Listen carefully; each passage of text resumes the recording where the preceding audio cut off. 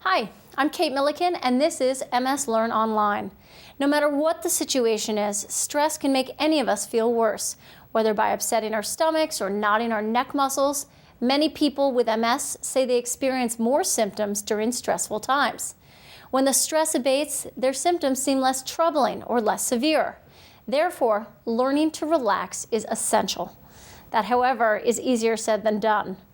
In our second program on stress and MS, we'll learn some techniques for relaxation and managing stress. We have Dr. Fred Foley back with us. Dr. Foley is Director of Psychosocial Research at the MS Center at Holy Name Hospital in Teaneck, New Jersey. Hi, Doctor, and welcome back to MS Learn Online. Hi, thank you. So first question for you is there a way of determining the difference of symptoms between stress and something like depression or anxiety? Yes.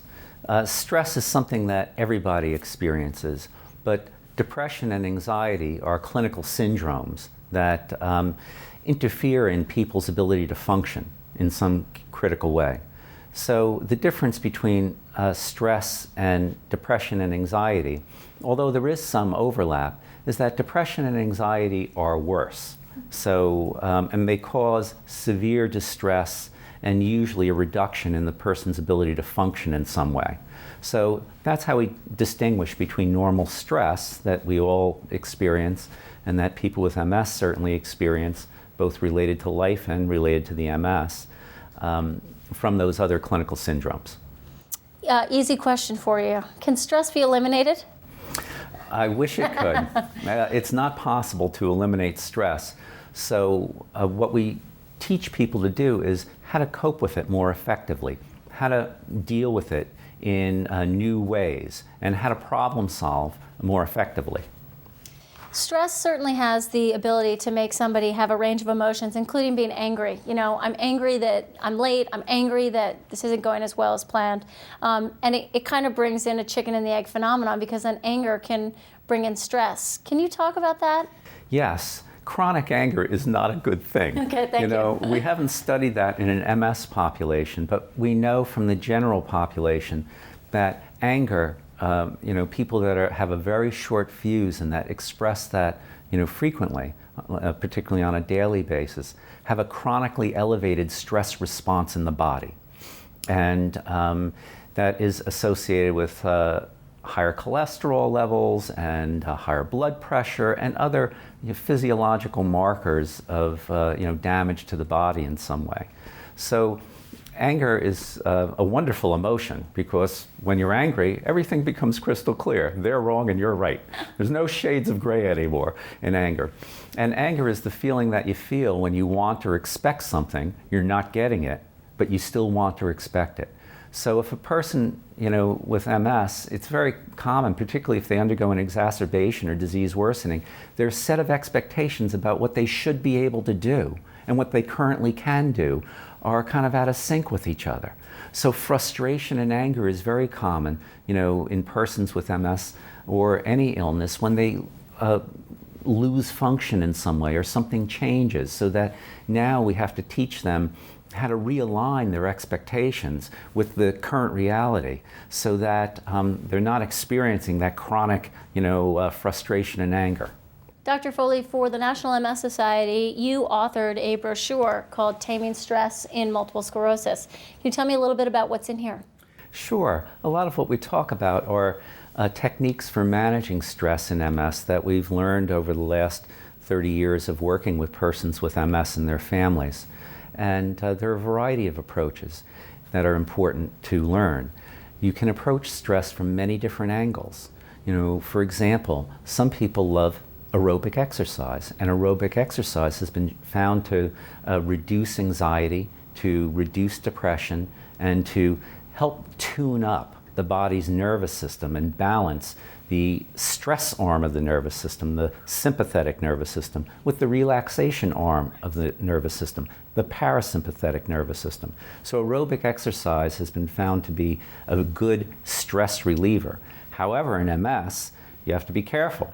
If you're heat sensitive, you don't want to get overheated when you're exercising, because that can cause problems as well. And you have to find an exercise, an aerobic exercise that is safe and appropriate for you, given whatever symptom that you happen to have. So that's one aspect, is the physiological aspects, tuning the body to have a better stress response. And that can be done through exercise. It can be done through relaxation techniques, where we teach people to relax the muscles in the body. And that's appropriate for many people with MS. If you happen to have a lot of spasticity or other kinds of problems that would interfere with that, it wouldn't be an appropriate approach. But if you relax the muscles in your body, and we can teach people to do that in a very active way to gain control over the level of muscle tension in their bodies, that's associated with relaxation response. And so that's another physiological approach. But there are other physiological ways that you can change the body's stress response. So, and we do this regularly by assessing the person in a variety of ways. For example, teaching people meditation is a very common approach to stress management and reduction. And if a person has MS, we evaluate first what types of problems do they have related to their MS. For example, if they have an impairment in attention and concentration, which can sometimes happen in MS, well, then teaching them concentration meditation approaches will be a frustrating experience for them. So we'll switch to a mindfulness meditation approach or another meditation approach where an impairment in attention and concentration won't interfere with them learning it and being able to relax. Similarly, if someone has a great deal of spasticity, well, we don't want to teach them relaxation approaches that use muscle tension and relaxation, because that can precipitate an attack of spasticity. So we want to evaluate the overall symptom profile first, and then we teach them relaxation approaches that are going to be in harmony with them and be respectful of the MS symptoms that the person happens to have. One of the things I feel like as someone who has MS, there's just such a catch-22 of you start to feel stressed, and then you don't feel well, and then you start thinking, oh my God, maybe I'm having an exacerbation or an episode, and that kind of gets you even more stressed, and it kind of feeds the fire. So we can also approach it from a cognitive perspective or a thinking perspective. Think about what your thoughts are like when you're feeling stressed out. You're thinking, oh, something's happening and it's bad. So you're anticipating some negative outcome, some bad consequence to something that's happening. So, but we all know what it's like to make a mountain out of a molehill. We all know what it's like to think that things are worse than they really are. So we train people with MS to systematically identify their daily thinking patterns and change them, from those associated with the stress response, which is, focusing on the negative, focusing on anticipated bad consequences, and change them to more neutral thoughts or more positive thought patterns. Our thinking patterns are just a habit. We learn them, growing up and throughout life. And like any habit, if you systematically approach it, and you can change it. Disability, cost, lack of availability are three factors for people that are barriers to kind of moving forward with this aspect of kind of their therapy for people with MS. Do you have any suggestions how somebody who's dealing with one of these issues can actually get resources to look into the idea of stress management?